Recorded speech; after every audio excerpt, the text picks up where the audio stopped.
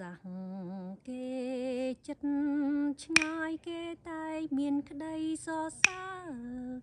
អំពីដំណើរក្បាច់ខ្មែរតាំងពីដើមមកសពថ្ងៃឥតកែប្រែខ្មែរចេះរក្សាទុកដំណើរខ្មែរពីបុរាណអង្វែងមកព្រះមហាក្សត្រទ្រង់រក្សារបាំនឹងជាប់ជាទំនៀមទម្លាប់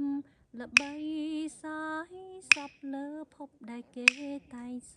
រសើរ